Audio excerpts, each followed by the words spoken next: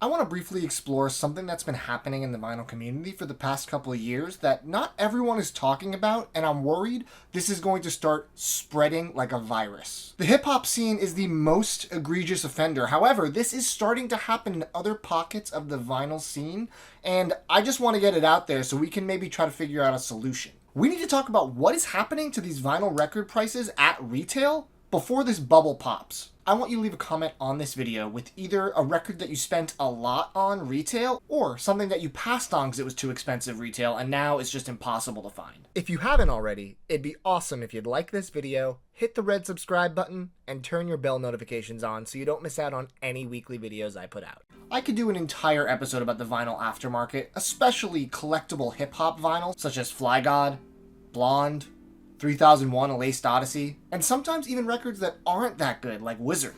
This video is not going to be talking about the aftermarket as much as it's talking about retail records and the prices that some of them are skyrocketing to from the jump. This is actually pricing out fans that just want to spin the music on their turntable. I remember when I started collecting records, back in 2013-ish, and prices were very different than they are now. Single LPs were between $12 and $20, and double LPs were about $18 to $25. Nowadays, the standard price for a single disc LP seems to be between $19 and $25, and doubles can be $25 to $35. And if those are special crazy variants or unique packaging, tack another $5 or $10 on top of that. That is double the cost, on average, over the span of 5 years. And yet, I don't find that ridiculous. I think if it's a 2-disc record that sounds great, it was sourced properly, it was pressed properly, it has good packaging, a unique variant, I don't mind spending $35 for that. I think that is a valid price point for the package you're receiving. The problem comes when the prices go even higher than that. Record prices just keep climbing and climbing, creating this echo chamber of people that are buying things because they're afraid of missing out. And then there's a sea of the same people who are endlessly trying to sell them for marginally inflated prices that are just competing with each other by the dollar over the course of many months. Before we dive into the focus of this episode, I do want to talk about something that's a little more widespread and something everyone can understand and relate to more than specifically hip-hop. Although I will say the hip-hop stuff, whether you're a fan or not, is fascinating and is a warning about what could happen if things continue to trend, so I'd encourage you to keep watching. Let's talk about Vinyl Me Please. The big scandal recently is that Vinyl Me Please, in the middle of what's happening in this world, has decided without much explanation at all, and without any warning to their subscribers other than an email, that they are going to jump their prices up considerably. I've been a fan of Vinyl Me Please for a long time. They've had a lot of ups and downs over the years, and lately they've had a lot more downs with mistakes in shipping and delays in shipping and a lot of stuff that's kind of irking some of the people that have been with them since the start. Now, this is the thing that irked people the most. They just raised their single month price to $43 a month. $43 for one album. Sometimes that could be a single disc pressing. Now, granted, it could have a nice stencil with it, or it might have a variant that's exclusive to Vinyl Me Please, their little makeshift Obi strip. Is that worth $43 for a mystery record that you're not even sure what it's going to be? Now, the answer is maybe. Vinyl Me Please has to do a very specific set of things for them to succeed beyond this price hike. I know a lot of people, including people in the TMR Facebook group, who saw this hike and they're like, I'm out. This is just getting too expensive. It's too inconsistent. I can't justify doing this for a record that I don't even know is going to be something I like. What Vinyl Me Please needs to do at this point, in order to succeed, in my opinion, is they need to put out at least every other month a release that's going to have the entire internet ablaze. For this price point, they better be getting some incredible licensing offers. They need to be getting these albums that are out of print and people are really wanting to get, or things that have never been on vinyl before that are also equally as desirable. Get Frank Ocean Channel Orange. People have been talking about it for years. With this price, I'm sure you could talk to Frank's team. I'm sure you can work out a deal. If they don't start getting titles of this caliber on a somewhat regular basis, people are not going to stick around for that price point. It's just not a proven business model that people will pay that much for question mark record when maybe 1 out of every 3 for every 3-month subscription is something you're really into. That's just my opinion, but I'm curious to see how this plays out moving forward. Like I said before though, the underground hip-hop scene is taking collectability to an entirely new level and something that you might not be familiar with if you're not hooked in the way I am. Hip-hop culture has always focused on really lavish goods. Supreme drops, sneakerheads, designer clothes. This is on the forefront of the minds of many hip-hop fans and the rappers that they idolize. Some labels and artists are kind of capitalizing on that and trying to make some records chic and full of FOMO, which is fear of missing out, in order to sell out records at high prices because they know that the fans know that if they don't get it at the drop, they're not going to get it for a fair price, which is kind of unfair unless you're a rich collector. There's a couple different labels and artists that I want to kind of shine a light on and show you guys some visual aids so that you understand exactly what's happening. And please note that all of these are selling out. These are not people putting out records for crazy prices that are just kind of sitting around for a while. These artists are learning a lesson that they can do whatever they want in terms of pricing, and they will get whatever amount they put out sold, because half of the fans are desperate fans who just want the music, and half of them are flippers or people that just want to make a profit. It's not a healthy community for an artist to have. Let's talk about Dope, which is basically the Supreme of vinyl. If Supreme decided to make records, they would do the Dope model, and Dope is already doing it, so there's no real need for it. Dope is the home of a lot of underground hip-hop artists, the big names being Westside Gunn, Conway the Machine, and Benny the Butcher. They are making huge waves because they're all very talented MCs, working with great producers like Big Ghost, making these amazing nuggets of underground hip-hop, whether they're EPs, a single, or a full-length album that people are going crazy for. The records tend to cost about $60 shipped when they go up for sale, and I have noticed since the first time I tried to get a drop years ago, they are getting harder and harder to get, whether it's bots on Bandcamp or people just in droves getting ready for the drop. Some of these records disappear in seconds. Bandcamp crashes every time they do a drop, which is probably every 2 to 4 weeks, and it is a bloodbath. I remember I tried to get Fly God, which was, as you saw earlier in the video, now almost at $1,000 record. Back when it came out, I missed it just by like a day and I was furious, but this was before the Dope stuff really took off. They started really seeing the aftermarket value of Fly God, and they were like, ooh, let's start pushing stuff out pretty regularly to sell out constantly. Now, $60 shipped is not the end of the world from an overseas record, but some of these records are just short EPs of less than 15 minutes, and some are even just a single or two. Either way, look at the screenshot. They sell out everything. If you go to their Bandcamp, scroll down for 10 minutes. You will see records with 6 variants all sold out. Even years of this content just totally sold out. And if you look at the aftermarket for some of these releases, they are insane. $150, $250. Some of these earlier records are going for $500 to $800. It is out of control. It stops being about the music at some point and starts being about people just trying to buy something to have a rare record to either sell or trade. Now let's move to something a little more mainstream. Eminem did a big drop for the Slim Shady LP anniversary. I love Eminem and I love that album. The big release he did was the Slim Shady LP over 3 discs, so it was the album plus a couple demos and alternate takes. It was on colored vinyl. It was in like this book with a lenticular cover. It went for $150.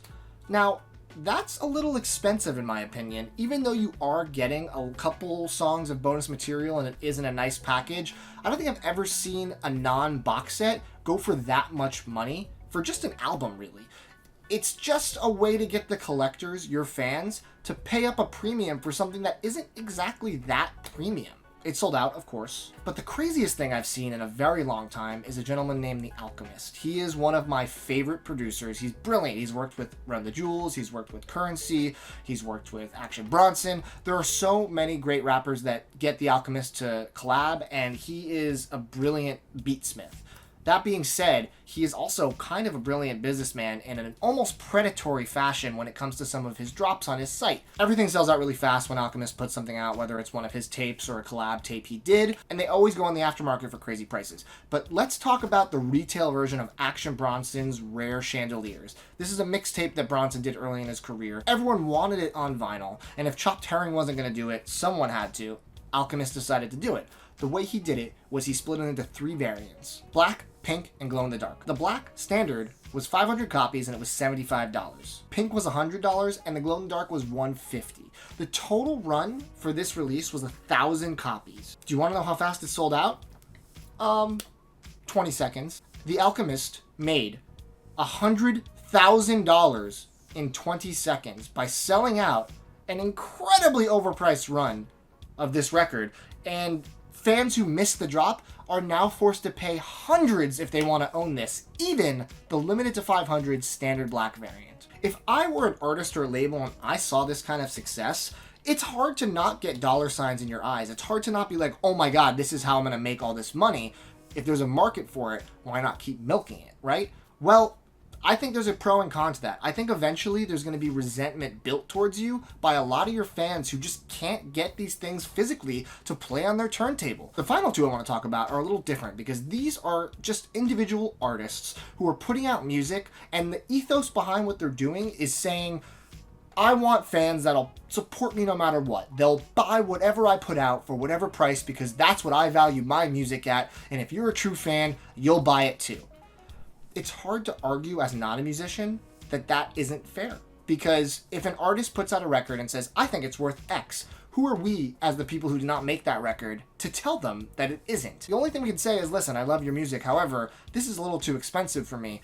It's not really justified beyond just what you say it's worth. And again, you can't really argue that because the value an artist puts on their work is not really for us to decide. Let's talk about Milo. So Milo is one of my favorite rappers. He goes by a multitude of names: Milo, Scallops Hotel, R.A.P. Ferreira, and recently under the R.A.P. Ferreira name, he put out Purple Moonlight Pages, an excellent hip-hop release from this year, very experimental and fun and catchy, and the wordplay is top-notch, just like all of his releases prior to this. Now, Milo has noticed and taken notice and talked about it on Twitter that pretty much every one of his releases, especially under the Milo name, sell out and go for hundreds of dollars in the aftermarket. So his way of combating this, kind of, is to charge a crazy price for it out the gate. So Purple Moonlight Pages came out, and we were all excited for the vinyl release, and the day it dropped, it said it was $77. Now, this is for a standard black disc gatefold record. $77? Owning a record label, I know the insane profit that he is making off this. This is something that is considerably cheaper to make, and he made 1,500 copies, which means that the overall price point was very low to start with because they give you discounts the more you go up. He sold out all 1,500 in just a few days. This is because, like I said earlier, there are fans that are like, if I don't buy it now, it's going to be 200 later. And there are people that are seeing dollar signs in their eyes. And this is only fueling the aftermarket and making the price points higher. I don't think it's working the way that it's intending. And the final case study I'm going to talk about is a gentleman named Makami. Makami, much like Milo, says, my art is worth whatever I decide it is. And I'm going to put out anything, whether it's a digital download, a cassette, or relevantly a vinyl record, and price it at whatever I want, because if you support me and you ride or die, you'll buy it. He's putting digital downloads of his records at over $100. Most of these things are not even streaming online. As you can see here, he had a record called Dollar Menu that he put out for $444. And then the crazy HBO project, which I hear is very good, although I haven't had a chance to hear it myself, $1,000.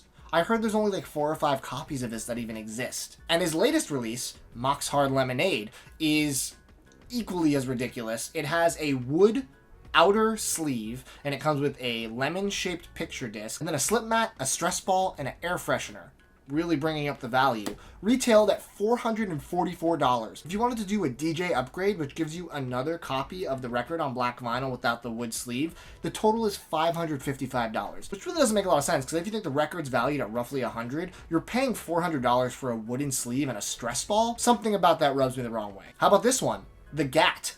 $3,000. Sold out. This is a crazy trend that's happening, and the fact that people keep buying them is only feeding the beast. This isn't just hip-hop releases, though. This is starting to bleed into other aspects of the vinyl world. Other artists and labels are catching wind of this FOMO culture, and they're starting to up the prices to things that are very high compared to the average. Let's talk about Mute Math for a second, another band I love. Their self-titled was out of print. They did a big anniversary reissue. It was just 2 black discs, gatefold. It was $75 on their web store. 1,000 copies of it, sold out really quickly, and now goes for over 200. This is not okay. So in summary, yes, vinyl sales are booming right now, and that's great. But it also makes a lot of sense, because let's say vinyl is sold at the same rate as it did in 2013. If the prices have all doubled, that checks out. The question is, what are we going to do about it as consumers? Now, I am absolutely guilty of supporting a lot of these releases that I've already just talked about as overly priced. I know that if I don't get it in the moment, it's going to be impossible to find later. I fall prey to this trap. What message, though, are we sending these labels and these artists when they can price things at these incredibly high prices, and people, whether they can afford it or not, are buying them? How do we not miss out on these amazing releases while still letting our vocal dissent be heard? Honestly, the best analogy I have is that these hip-hop records and other things of this nature are becoming like trading cards. People aren't buying them for the music, they're not spinning them, they're buying them to hoard them in order to trade them in a few months for something else they might have missed before they started collecting, or something in the future that they might miss for X, Y, or Z reason. I am on Reddit, the Vinyl Collectors Forum, and every single day I see the same posts pop up looking for the same records. The Dope stuff, the West Side Gun stuff, Kid Cudi stuff, Lil Uzi Vert stuff, Travis Scott stuff. These are all just becoming these symbols of owning these records rather than actually appreciating and being able to enjoy the music. And I honestly do think this is devaluing the entire genre. The compromise, of course, is simple. Artists can always throw up a crazy limited collectible variant or 2 or even 3. That's fine. There's going to be a market for that. However, if you care about your fans, you should also be putting out a unlimited run open pre-order on standard black vinyl, no bells and whistles, so that people who just want the music just to hear it and not to keep it as a special Instagram post or as a collectible piece that is just in their collection because they want it. This allows both aspects of the market to get what they want. And maybe there won't be enough of a threshold for a demand of a regular standard black press, and that would be fascinating to know as well. This could be an interesting experiment to see if people are really just complaining about missing out on the music, or if it's something else entirely. I don't have an answer to this growing problem, but I would love to talk about it in the comments. So leave a comment below with what you think about all this. I'd love to hear your experiences with this, and maybe we can work together to find a solution that works for everyone, the fans and the artists.